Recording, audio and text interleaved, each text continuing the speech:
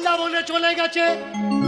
এ বলে এটা আদি ভগবান, ও বলে এই মন্দির এটা আদি ভগবান। ওরে ভাই ওটা ভগবান নয়, এটা তো চালাক মানুষের ভগবানের দোকান। ভগবান খুঁজতে গিয়ে ভগবানের ঘরে ঢুকেছো, এ তো নয় ভগবান। চলতে চলতে বলে ভগবান কোথায়? গরু চড়া রে। বলে বৃন্দাবনে। সেটা কোথায়? বলে চলে যাও আরো আগে, এখানে নয়, এটা সিটি আর ওটা বন। চলতে চলতে বনে এসে দাঁড়িয়েছে। যাকে জিজ্ঞাসা করে সে বলে ওঠে এটা কলিযুগ, লীলা গরু চড়ানো দাপর যুগে হতো, এ যুগে হয় না। টাকার চিন্তা করছে সভ্যনা। তাহলে কি পূজারি মিথ্যে কথা বলল? পূজারি তো মিথ্যে কথা বলতে পারে না। যার কাছে যায় সে বলে এটা কলিযুগ, এটা দাপর যুগ নয়, এটা কলিযুগ, এটা দাপর যুগ নয়, এটা কলিযুগ, এটা দাপর যুগ নয়। যমুনার জলে গা হাত পা ধুয়ে ক্ষীর কদম্ব বৃক্ষের তলায় বসে চিন্তা করছে। ক্ষীর কদম বৃক্ষের তলায় বসে চিন্তা করছে, এই মাখন মিশ্রি যদি খাই প্রতিজ্ঞা ভেঙে যাবে, আর যদি না খাই আমি প্রাণে মারা যাব। এখন কৃষ্ণ ডাকাতি আমি কি করে করব? চিন্তা করতে করতে করতে করতে কোন সময় ঘুমিয়ে পড়েছে। ঘুমিয়ে পড়লে স্বপনের মাধ্যমে সে বৃন্দাবনের দ্বাপরের যুগের ভাবে চলে। স্বপ্ন দেখছে বৃন্দাবনে এসেছে। বৃন্দাবনে এসে গরু অনেকগুলো, গোপাল অনেকগুলো। এই দাঁড়া, কে তুই? আমি গোপাল। এই তুই কে? এই তুই কে? এই তুই কে? এই তুই কে? তোরা যদি সব গোপাল হোস তাহলে অরিজিনাল গোপাল কে? এ বলে আমি, ও বলে আমি, ও বলে আমি। বলে তোরা যদি অরিজিনাল গোপাল হবি তবে তোর চূড়া মাসি কোথায় গেল? চূড়া মাসি, চূড়া মাসি কোথায় গেল? চূড়া মাসি কোথায় গেল? চূড়া মাসি কোথায় গেল? চূড়া মাসি কোথায়? চূড়া মাসি কোথায় গেল? চূড়া মাসি কোথায় গেল? বল বল বল বল গোপাল চূড়া মাসি কোথায়? বল বল বল বল গোপাল চূড়া মাসি কোথায় গেল? বল বল বল বল গোপাল চূড়া মাসি কোথায় গেল? বল বল গোপাল চূড়া মাসি কোথায় গেল? ও চূড়ার বাঁশলিওয়ালা গোপাল খুঁজছো? ও গোপাল আমরা নয়। ওই গোপালকে পেতে গেলে এমনি ডাকাডাকি করলে হবে না। আমরা যখন সকালবেলা বৃন্দাবনে আসি, বৃন্দাবনে আসার আগে গোপালের মার কাছে যাই, তার হাতে ধরি, পায়ে ধরি, মাকে বলি মা গো তোমার গোপালকে সাজিয়ে দাও, ওকে নিয়ে আমরা গোষ্ঠে যাব, বৃন্দাবনে যাব, গরু চড়াতে যাব। কত কান্নাকাটি করি জানো? কাঁদি, তবেই তো সে আসে, না হলে কি আসে? আর তুমি বলছো না কেঁদে গোপালকে তুমি পাবে? ডাকাত পড়েছে বিপদে, ইচ্ছা করলে হাসা যায়, ইচ্ছা করলে কি কাঁদা যায়? কাঁদা ইচ্ছা করলে যায় না। ব্যাস তবুও কাঁদার চেষ্টা করছে, গোপাল এসো, গোপাল এসো, গোপাল এসো। অন্তরাত্মা থেকে জিজ্ঞাসা করছে গোপাল আসলে কি করবি? অন্তরাত্মার জবাব দিচ্ছে না। অকস্মাৎ গোপাল এসে দাঁড়িয়েছে, বদনে মোহন মুরলী খানা, মুখে মোহন মুরলী খানা। তার মধুর স্বরে বৃন্দাবন পুলকিত হচ্ছে, অঙ্গজ্যোতির ছটায় বৃন্দাবন আলোকিত হচ্ছে। আর প্রশ্ন থাকে না বলার যে এই শ্রী কৃষ্ণ। লক্ষ্য কোথায়? ভগবানের মুখের দিকে না। লক্ষ্য কোথায়? ভগবানের পায়ের দিকে না। লক্ষ্য কোথায়? ভগবানের গয়নার দিকে। চমৎকার। গলারটা তো খুব মোটা মোটা, মাথার মুকুটটা দেখেছো কেমন বড় সড়ো, 1-1.5 কিলো হবে। হাতেরটা দেখেছো বাবা, এক একটা 200-250 করে হবে। ডাকাতের মনে প্রশ্ন আসছে, এত সোনা গয়না পরিয়ে ওর বাবা মা পাঠিয়ে দিয়েছে, একজন বড় লোক সঙ্গে পাঠায়নি? এদের কি চুরি ডাকাতির ভয় নেই? এরা কি বুঝতে পারেনি নাকি জানে না যে আমি আসবো ডাকাতি করে নেব? গোপালকে ভালো ভালো বলে ডাকছে, গোপাল কাছে আয়। ও গোপাল, ও গোপাল আয় কাছে আয়, মাখন ননি খা খা খা ও গোপাল আয় কাছে আয়, খা খা। ও গোপাল আয় কাছে আয়, মাখন ননি খা।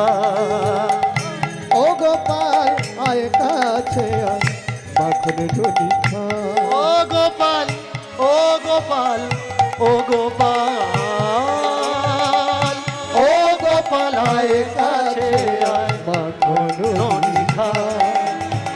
ভালোবাসা দিয়েছে তাই আমি এনেছি, ভালোবাসা দিয়েছে তাই আমি এনেছি কাছে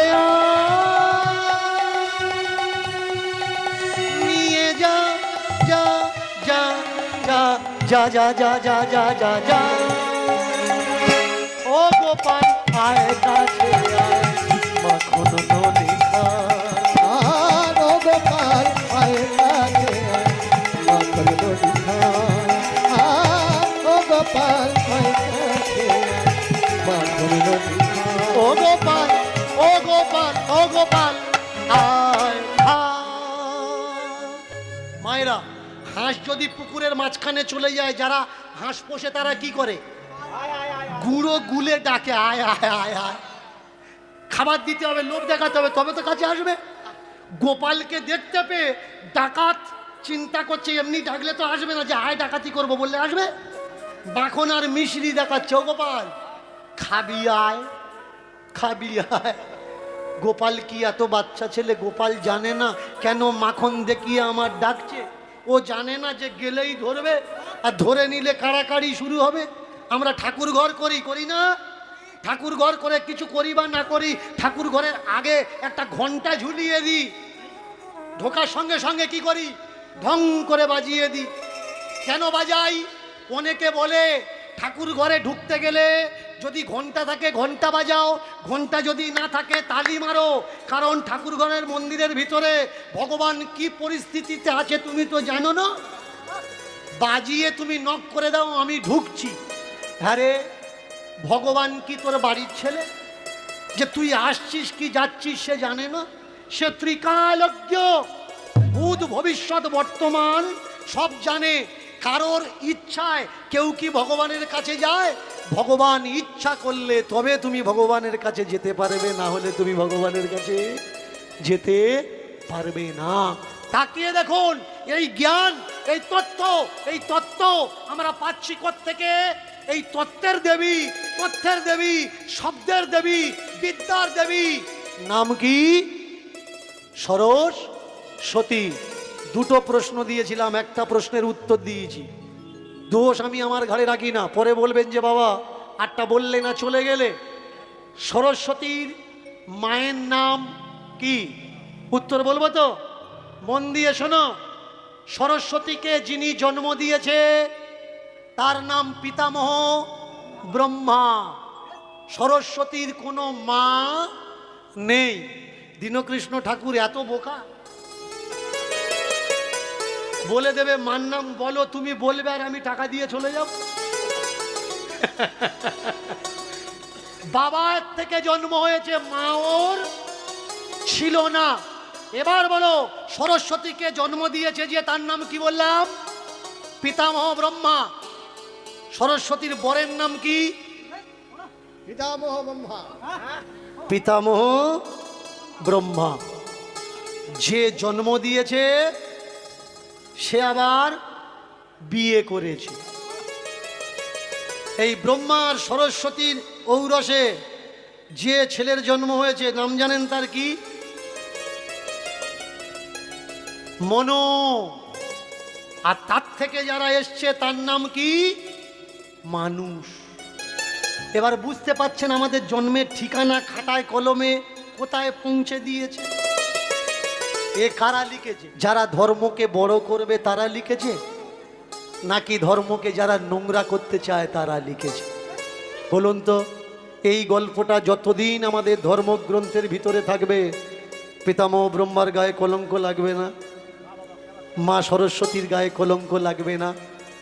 আগে বুঝতে হবে ভাই, এই গল্পগুলো আমাদের সনাতন ধর্ম থেকে ধুয়ে মুছে সাফ করা লাগবে, তবে সনাতন ধর্ম কলঙ্ক মুক্ত হবে, না হলে সনাতন ধর্ম কলঙ্ক মুক্ত হবে না।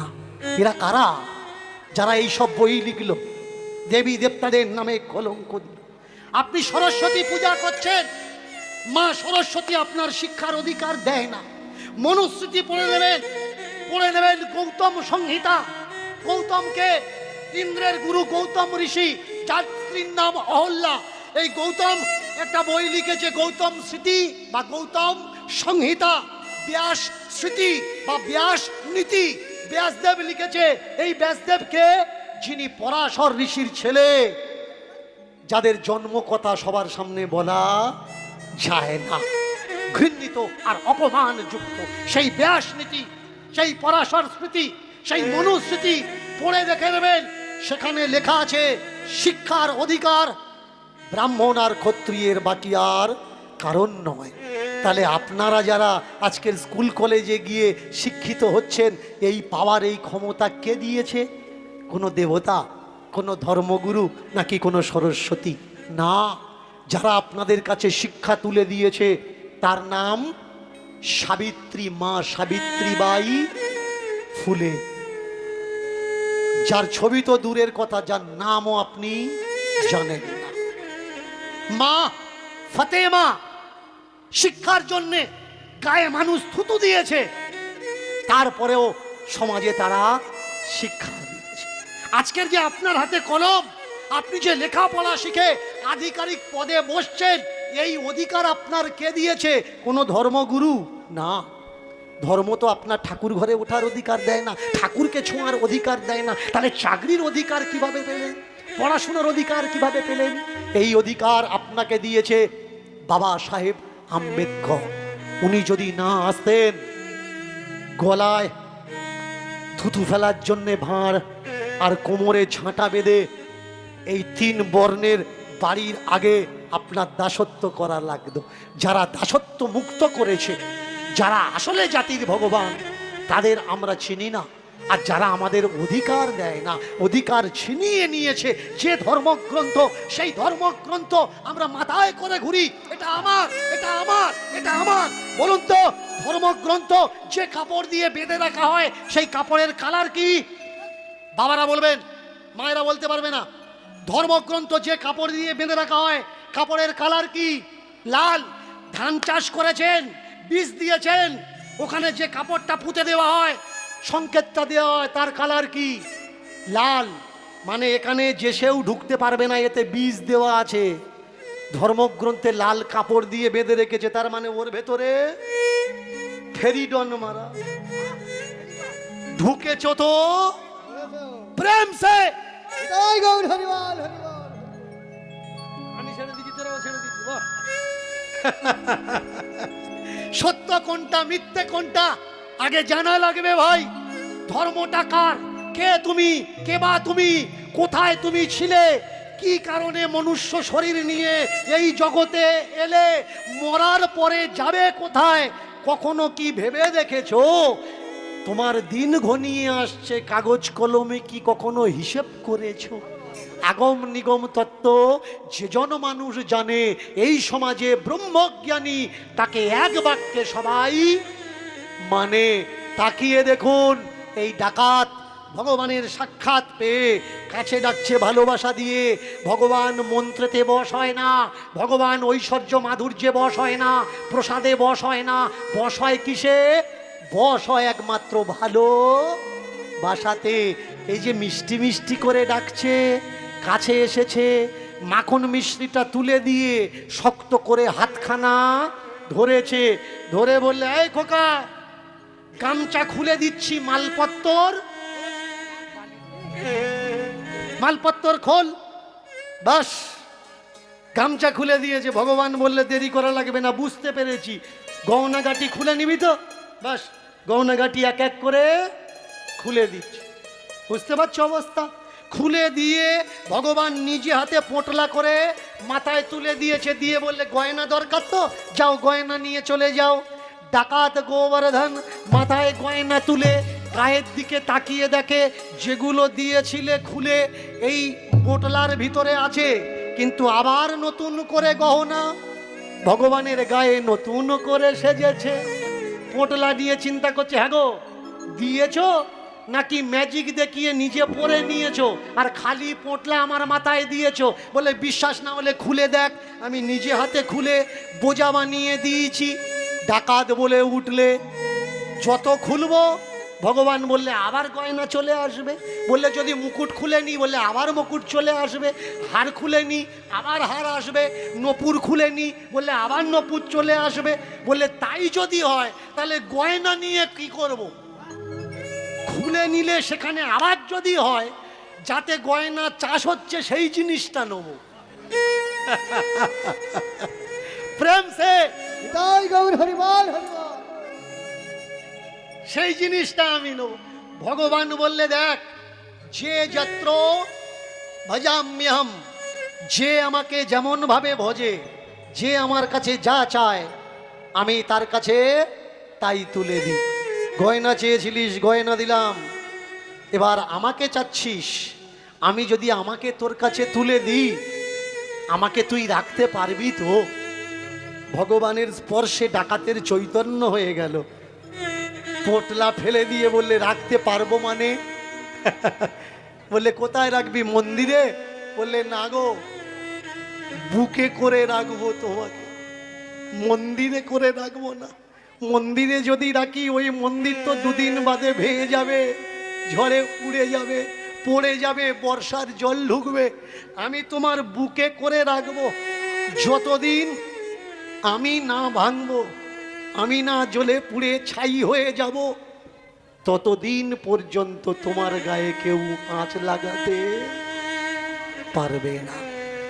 ভগবান কোথায় রাখতে হয়? মন্দিরে রাখতে হয় না, ভগবান হৃদয়ে রাখার সম্পদ। ভগবান কোথায় রাখতে হয়? চালের বস্তাতে রাখতে হয় না। ভগবান কোথায় রাখতে হয়? মালা জপ করছো, মালা জপের থলিতে রাধা কৃষ্ণ সাজিয়ে রেখেছো, ভগবান ওখানে রাখার সম্পদ না। ধূপের কাঠিতে রাধা কৃষ্ণ ধূপকাঠি, হর পার্বতী ধূপকাঠি, ধূপকাঠির প্যাকেটে ভগবানকে রেখেছো।